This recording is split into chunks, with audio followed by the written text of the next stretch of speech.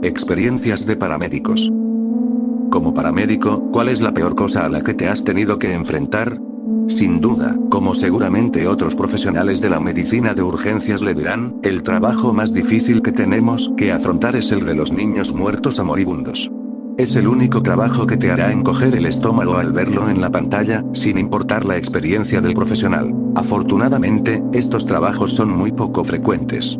Los niños suelen gozar de buena salud y no requieren atención de emergencia con tanta frecuencia como las personas mayores o con problemas de salud crónicos o graves. Como la mayoría de los médicos con experiencia, me he acostumbrado a tratar paros cardíacos hasta el punto de sentirme cómodo practicando. Conozco los protocolos como la palma de mi mano, y puedo evaluar, tratar y trasladar al paciente de forma tranquila, ordenada y eficiente. Sin embargo, cuando se trata de un paro pediátrico, todo eso se desvanece y se desata el caos. La escena a la que te llaman suele ser un torbellino de actividad caótica y frenética, y puede ser todo un reto mantener el orden y el control. El personal de urgencias a menudo desconoce por completo lo que has pasado solo para llevar al paciente. Para que se hagan una idea, les contaré brevemente sobre la primera parada pediátrica a la que asistí, sin dar detalles que los identifiquen, obviamente. Fue hace mucho tiempo y también fue mi primer trabajo como paramédico, sin duda, lo que podríamos llamar un bautismo de fuego.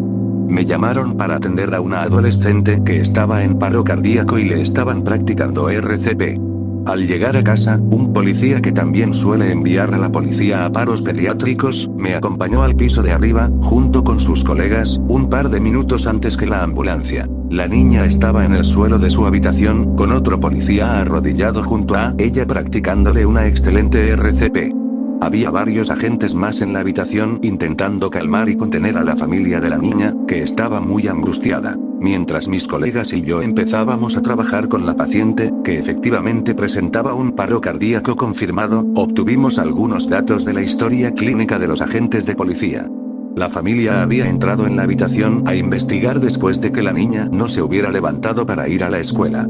Estaba completamente inconsciente y no respiraba. Inmediatamente llamaron a una ambulancia y recibieron instrucciones de tirar a la paciente al suelo e iniciar la RCP. Se sospechaba que la paciente había tomado una sobredosis. Se sabía que sufría de depresión severa y le recetaron antidepresivos. No se sabía cuándo pudo haber tomado la sobredosis, pero podría haber sido en cualquier momento de la noche, cuando se suponía que estaba dormida. Por lo tanto, se desconocía cuándo se produjo el paro cardíaco. Podría haber sido hacía horas. La paciente aún estaba relativamente caliente al tacto, pero había estado bajo un edredón grueso. Temíamos lo peor.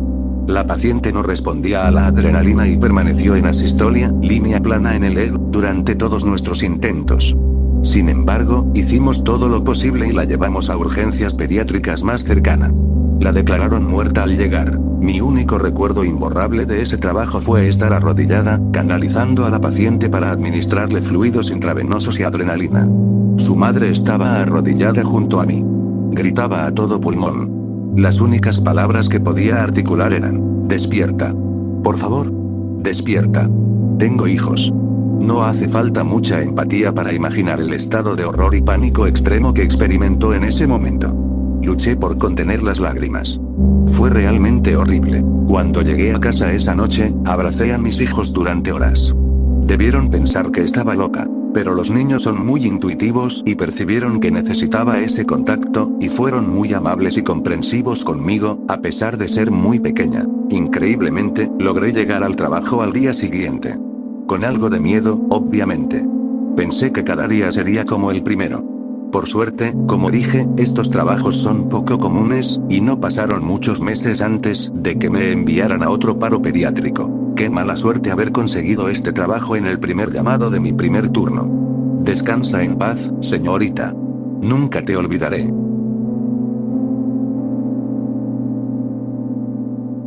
Como paramédico, ¿cuál es la peor cosa a la que te has tenido que enfrentar? Las llamadas de agresión sexual siempre fueron lo peor. Es tan doloroso ver esa desconexión. Intenta ser lo más amable posible con cualquiera que haya pasado por eso. Cuando hablan, escuchas.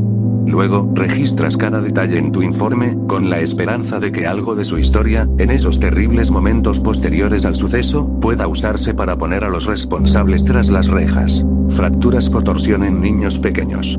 Estas fracturas no suelen ser causadas por un accidente, hay que torcer un brazo pequeño con fuerza para lograr una fractura así. Caerse de una silla no causa ese tipo de fractura. Ver a un padre despreciable dar cualquier excusa con esa mirada vacía te hace querer darle lo mismo que le dio a ese niño inocente. También es duro ver a alguien mentir a favor del culpable. Se siente un verdadero miedo y dolor al tener que hacerlo. Sean cuales sean sus razones, la compasión es mínima cuando ves a un niño de 3 años inconsciente por la morfina debido a una fractura de brazo causada por golpes en las manos. ¿Cuál fue tu peor llamada como operador / despachador del 911? Todavía tengo pesadillas por esta llamada. Quizás no debería haberme afectado tanto, pero lo hizo. Recibí una llamada de un hombre que dijo que su hijo se había suicidado. Él y su esposa oyeron el disparo en su habitación y luego vieron sangre salir por debajo de la puerta. Mis instrucciones en cualquier llamada donde la persona estuviera herida pero pudiera recibir asistencia, es decir, no se supiera con certeza si estaba muerta, eran pedirle a quien llamaba que comprobara si respiraba. El hombre me dijo: señora, no quiero entrar. Oí el disparo. Veo su sangre. Estoy seguro de que está muerto. Le pedí de nuevo que comprobara con la esperanza de poder darle primeros auxilios o RCPI, tal vez, ayudar a su hijo a sobrevivir hasta que llegara una ambulancia. El padre, a regañadientes, hizo lo que le pedí y entró en la habitación de su hijo. Entonces lo oí vomitar y empezar a sollozar violentamente. El niño estaba muerto. No seré explícito, pero el disparo fue de tal manera que ni el mejor cirujano del mundo podría haber corregido el daño. El padre tenía razón. Y lo obligué a entrar allí y lo conduje hasta donde la última vez que vio a su hijo fue horrible y traumática. Si lo hubiera dejado así, no habría visto a su hijo en esas condiciones. Tengo hijos. Y no me imagino tener que verlos así. Después de colgar, lloré. Lloré todo el camino a casa. Casi 3 años después, al escribir esto, siento ganas de llorar. Sé que hice lo que debía hacer, según las instrucciones de mi centro de despacho, pero todavía me atormenta. ¿Cómo es ser paramédico? Este trabajo es raro. Lo digo al menos una vez cada día que trabajo. Y se necesita una persona especial. Esto no significa que solo ciertas personas puedan hacer el trabajo. Significa que solo ciertas personas pueden durar en el trabajo, pueden prosperar. Este trabajo no es como en los programas de televisión. No todo es salvar vidas a toda velocidad. De hecho, la mayoría de las veces, es lo contrario. A veces hay accidentes de coche, explosiones y hazañas heroicas. Pero la mayoría de las veces, son torceduras de tobillos, dolores de muelas, fiebre y tos. A veces son infartos, reacciones alérgicas y ancianos con septicemia grave, pero la prensa nunca aparece para glorificarlos. A veces se trata literalmente de tener una conversación con alguien sobre su vida mientras lo llevas al hospital. Te pierdes muchas cosas si sigues esta carrera. Tu familia nunca entenderá por qué no puedes tomarte el día libre. Te perderás vacaciones, cumpleaños, campamentos y momentos divertidos con amigos. Incluso podrías perderte el nacimiento de tus propios hijos. Y lo harás para ayudar a desconocidos en su peor momento. O en su peor momento. Y hablando de eso, te sorprenderás constantemente de las estupideces que la gente hace, a sí misma o entre sí, te entristecerás por las estupideces y, a veces, te animarás por las estupideces buenas. Pero si esto es realmente para ti, serás adicto a ello. Como paramédico, ¿cuál es la peor cosa a la que te has tenido que enfrentar? Para mí peor puede significar varias cosas. El primer grupo son los que no me preocupan. El motociclista que perdió el control y que encontramos tirado al lado de la carretera con materia gris esparcida no fue una decisión difícil. Los numerosos disparos autoinfligidos también parecen fáciles. Sobredosis de heroína, algunas de las cuales eran viajeros frecuentes. Víctimas de accidentes de motociclista, especialmente jóvenes que bebían. El segundo grupo, afortunadamente, es mucho más pequeño. Estas son las llamadas que dejaron huella. Como demostró otra respuesta con la caricatura de Combs, son llamadas que podemos recuperar. Recuerdo a la mujer cuyo compañero la arrojó por la puerta principal. Recuerdo a la mujer cuyo hijo la arrojó contra la mesa de centro de cristal. Recuerdo a la adolescente que se ahorcó después de que el novio que la embarazó rompiera con ella. Sobre todo, recuerdo a la niña de 9 años que sufrió una convulsión durante la noche y se asfixió. Recuerdo a mi instructora de emergencias médicas contando la historia del niño que murió colgado de un columpio. Me pregunto cuántos de nosotros tenemos nuestra propia versión de ese niño. Al igual que mi instructora hace tantos años, suelo hablar de mi versión con los estudiantes de emergencias médicas. A veces me pregunto cuántos lo recuerdan y entienden el mensaje. Las peores historias son las que te obligan a escuchar cuando estás atrapado en la ambulancia en movimiento y no puedes escapar. Los narradores que no paran de hablar de gente que no conoces y que nunca has visto. Historias de vidas insignificantes, los últimos chismes, las cosas malas que alguien les hizo y cómo hirió sus sentimientos. Historias sobre el gato de alguien, lo lindo que es y lo mucho que lo quiere, son las que me tientan a inyectarme un sedante. O la que te cuenta qué disfraces tan monos le ha puesto a su perrito y lo mono que está. Una vez atendí a un paciente que era trasladado por BLS, así que lo examiné y lo derivé al paramédico para que lo llevaran al hospital. Antes de poder salir de la ambulancia, tuve que aguantar una diatriba de 10 minutos sobre cómo no quería que lo dejaran en el pasillo de urgencias esta vez, y cómo la última vez había pasado horas y horas desdichado esperando a ser atendido. Intenté salir, insistí en que no lo llevaba yo al hospital, sino mi asistente, y no paraba de hablar lo suficiente como para que yo pudiera decir algo. Esa fue una de las peores historias que he tenido que escuchar. ¿Cómo es ser paramédico? Lo hice como médico. De los 85 a los 24. Me encantó. Durante los últimos 30 años, mis glándulas suprarrenales se secaron y no tuve ninguna reacción en el lugar de los hechos. La mayoría de mis compañeros eran estudiantes de medicina y yo era su preceptor, un instructor médico que observaba a los estudiantes mientras realizaban la habilidad que les habían marcado. Fue genial enseñarles a mantener la calma incluso durante traumas y llamadas graves. Vemos cosas horribles que nadie debería ver. Y sí, algunas llamadas hacen llorar. Les dije a todos que las malas llamadas se desahoguen cuanto antes. Así no te sentirás tan afectado emocionalmente que querrás ir al bar o a las licorerías. Busca un hobby. El mío, a partir de 1990, era tocar la batería o la guitarra eléctrica. Toqué con una banda industrial durante un tiempo, pero vemos algo bueno. Como dar a luz a un bebé. Ayudé a dar a luz a unos gemelos en un ascensor de hospital que se atascó. Esos niños cumplieron 35 años el 4 de julio, o el paro cardíaco. Trabajamos en un salón de polka. Debimos haberle dado al menos 20 o 30 descargas. Hablé con el médico de cabecera por teléfono. Y no usamos 4 gramos de sulfato de magnesio. ¿Qué teníamos que perder? Le dimos el medicamento y le practicamos RCP durante unos minutos. Luego lo desfibrilamos 2 veces más y conseguimos que la circulación espontánea volviera a la normalidad. Lo recuperamos. Intentaba respirar por sí solo. Sobrevivió y salió del hospital una semana después. Después de revivir a mi perro en un incendio, conseguir a ese tipo todavía me hace sonreír, y han pasado 31 años desde esa llamada. Así que no fue tan malo. ¿Cuál ha sido tu experiencia más extraña como paramédico o técnico en emergencias médicas? En una ocasión, acudimos a una residencia de ancianos para atender a un hombre de 91 años con síntomas de ictus. Al llegar, estaba alerta y orientado, sin signos visibles de ictus. Se tumbó en nuestra camilla, tuvo 2 respiraciones agónicas y luego, literalmente, cayó muerto. Mi compañero empezó con las compresiones torácicas y yo me apresuré a conectarlo al monitor cardíaco. Unos 15 segundos después, tuvo otras 2 respiraciones agónicas. Volví a comprobarle el pulso y lo encontré. Los bomberos nos esperaban abajo y continuamos con la atención.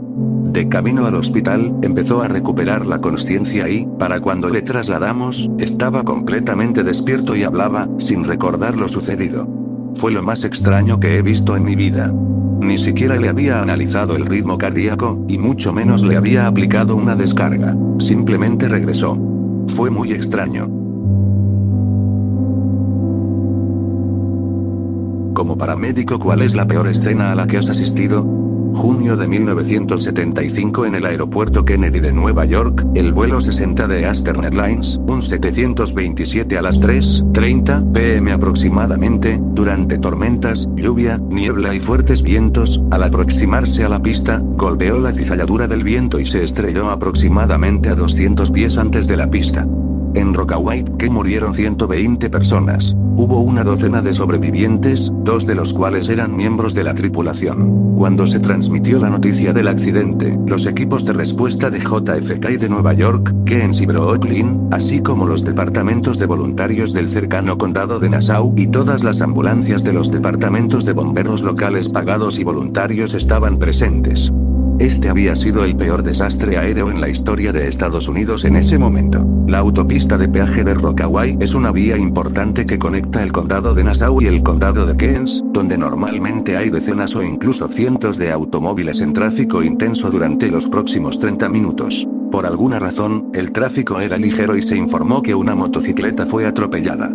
Llegué en 5 minutos, recién ingresamos a Rockaway, nos encontramos con JFK, llegamos a los restos, recuerdo mi primera reacción, Dios mío, había chispas e incendios alrededor de la escena, así como escombros por todas partes, 2 pasajeros caminaban aturdidos, los subieron a un auto de policía y los llevaron al hospital, había docenas de socorristas buscando víctimas, se encontraron 10 pasajeros vivos, recuerdo haber encontrado a uno con un grupo de otros socorristas, estaba atado en su asiento mientras lo revisábamos, quería saber si su vuelo de conexión llegaría a tiempo. Una vez que se encontraron todos los sobrevivientes, nos informaron que nos dijeron aproximadamente cuántas almas había a bordo. Durante la búsqueda fue la primera vez que vi cuerpos mutilados, se colocó una lona para los cuerpos y otra para las partes del cuerpo, la escena fue horrible, las partes del cuerpo estaban esparcidas por todas partes, cuerpos desnudos, partes grandes y pequeñas, el olor a muerte era nauseabundo, a lo largo del que había una zona pantanosa, los tuvimos que hacer un llamado para obtener bolsas para cadáveres y sábanas para cubrir los cuerpos que necesitaban ser etiquetados. El hospital móvil de JFK se instaló como morgue, trabajamos casi 24 horas buscando cuerpos. Me habían enviado durante aproximadamente 4 meses en ese momento y tuve pesadillas durante un año. Lo más extraño es que aproximadamente 10 años después, estaba trabajando para una empresa de ambulancias en el norte del estado de Nueva York y recibimos una llamada para transportar a un hombre herido de un hospital a otro. Durante nuestra conversación, comenzó a hablar de que una vez trabajó para Eastern Airlines y estuvo involucrado en un accidente aéreo. Justo cuando estaba leyendo la documentación de su transferencia, fue uno de los 2 miembros de la tripulación que sobrevivieron al vuelo. Había estado en varios centros psiquiátricos debido al accidente y estaba a punto de someterse a una cirugía de espalda por eso. Mi siguiente peor incidente fue un accidente de 100 autos en una autopista importante, seguido de 2 accidentes aéreos menores y muchos otros accidentes terribles horrendos. Pero esas son historias para otro momento, son demasiado deprimentes para pensar en ellas ahora. ¿Por qué renuncian los paramédicos? Renuncié por la frustración que me producía la cantidad de llamadas inapropiadas a las que me enviaban. Trabajaba en un servicio de ambulancias del NHS y calculo que el 80% de nuestros pacientes no necesitaban atención de urgencia. Tos, resfriados, cortes en los dedos, dolor abdominal crónico y no quería esperar a una cita médica. La lista era interminable. Al principio, no me molestaban este tipo de llamadas. Creía en el mantra de es una emergencia, así que necesitan una ambulancia. Sin embargo, a medida que el volumen de llamadas aumentaba año tras año, se hizo evidente que estas personas nos impedían constantemente brindar atención oportuna a pacientes en estado crítico. Pasábamos turnos de 12 horas yendo de una llamada a otra y no había suficientes vehículos ni personal para satisfacer la demanda. Cada vez me enojaba más y me frustraba más con quienes nos llamaban por dolencias menores y con el servicio por no hacer nada para frenar el mal uso del sistema. A menudo llegaba a casa después de un turno, generalmente con al menos una hora de retraso, furioso y al borde de las lágrimas. Un día, llevábamos a un paciente ebrio e incapacitado al hospital cuando se escuchó una llamada por radio pidiendo una ambulancia disponible para atender a un joven de 14 años con paro respiratorio. No tenían a nadie a quien enviar. Ese fue el día en que decidí que tenía que salir, por mi salud mental. Como paramédico, ¿cuál es el peor accidente que ha visto en el lugar? Estaba justo enfrente de mi casa. Voy camino a casa cuando paso por el parque de bomberos. La ambulancia sale, y un camión. Me detengo a preguntar dónde está la llamada. Dicen, en la esquina. Creo que es la esquina más cercana, pero al seguirla, descubro que se refieren a la siguiente esquina, mi esquina. Un coche fue embestido a toda velocidad. Ni siquiera lo veo. Tampoco veo el otro coche. Lo que veo es a una mujer tirada en el suelo, expulsada, justo al lado de mi valla. Soy el personal de emergencias médicas de mayor rango en el lugar, así que estaciono el coche y corro hacia ella para encargarme de su cuidado. Parece casi ilesa, pero no tiene pulso al palparle la carótida. Pido al equipo que la gire con cuidado boca arriba y comience la RCP. La sangre le sale a borbotones por la boca con cada compresión. Necesita un tubo endotraqueal que baja por la tráquea hasta los pulmones, para evitar que la sangre entre en sus pulmones. Justo cuando lo pienso, llega el coche de bomberos. Nuestra compañía de bomberos no tiene una ambulancia de nivel paramédico, así que ahora el médico está al mando, aunque yo también soy paramédico. Lo conozco y le grito que necesita una sonda ya. Está abrumado por la sangre y no puede pensar en otra cosa que meterla en la ambulancia, limpia y luminosa, donde suele trabajar. Se niega a intubarla allí, en el suelo. Tarda varios minutos más en subirla a la ambulancia. Era mi paciente, pero ahora es suya. La ambulancia está abarrotada de personal. La mayoría no son necesarios, solo tienen curiosidad. Yo soy superfluo. No entro. La he derivado a un nivel superior de cuidados. Sé que ha pasado demasiado tiempo sin ventilación adecuada. Estuvo allí muchos minutos después del accidente, incluso antes de que llegáramos. Luego, estuvo sin ventilación a través de una vía aérea protegida, el tubo endotraqueal que aún no tenía, mientras la trasladaban a la ambulancia. No había esperanza para ella, en mi opinión. El cerebro empieza a morir después de 5 minutos. Resultó que no había esperanza. Más tarde, me dijeron que el impacto le había arrancado el corazón de la aorta y le había causado otros daños internos graves.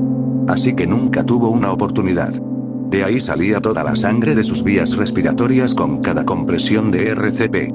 Pero, hasta el día de hoy, me molesta que el médico se negara a seguir las normas de atención prehospitalaria para traumatismos y a asegurarle las vías respiratorias de inmediato.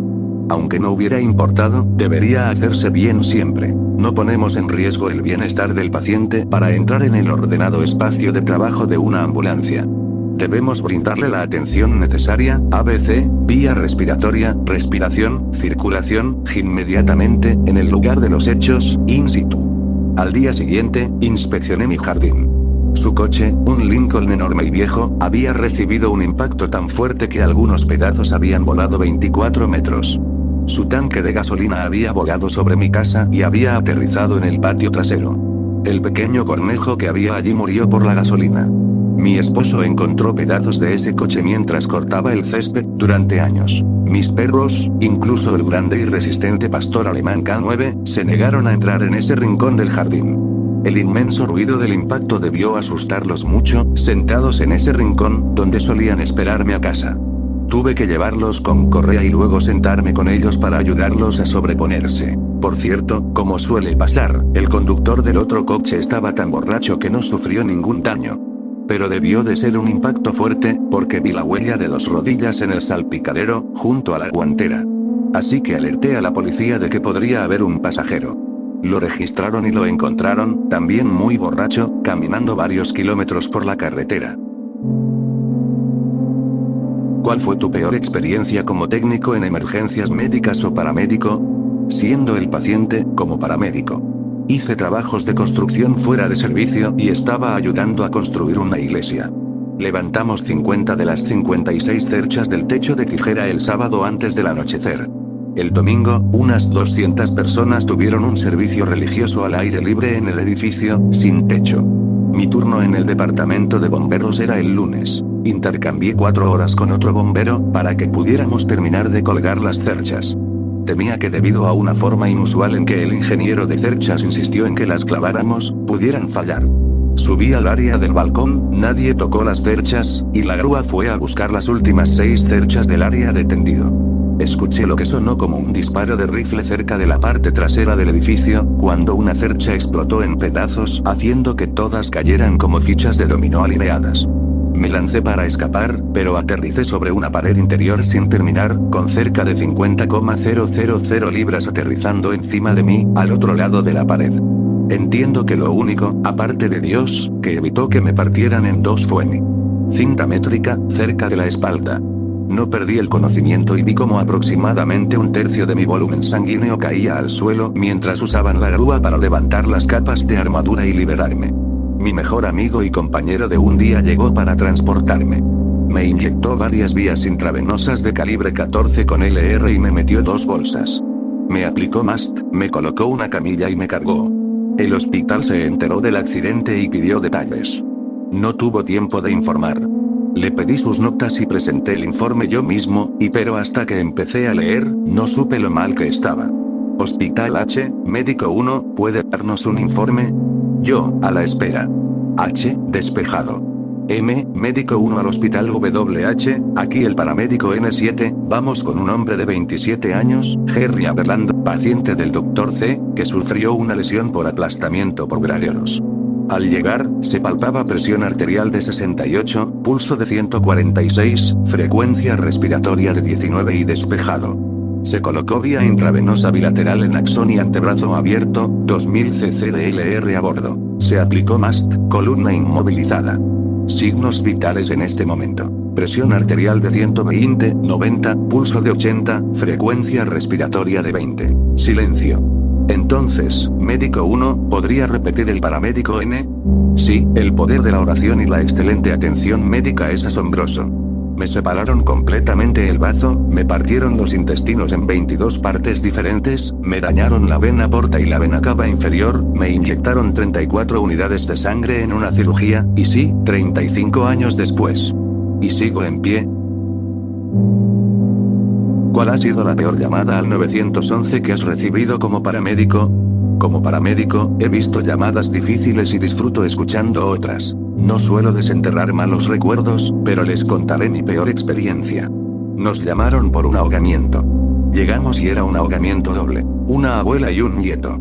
Aquí en Florida, hay muchos ahogamientos en piscinas, pero lo que ocurrió es que la piscina estaba medio vacía y el nieto de 7 u 8 años se cayó en la parte profunda.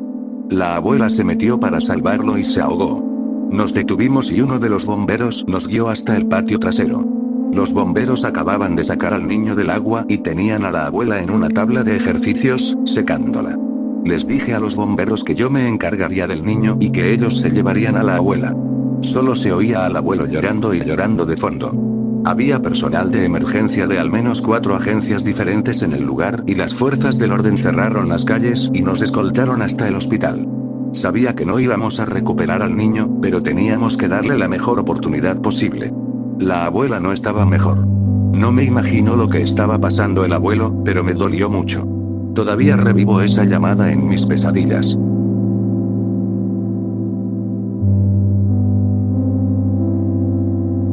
Espero que este video haya sido de su total agrado, la música del video es por parte de Repulsive, encontrarán un link a su canal en la descripción. Hasta luego.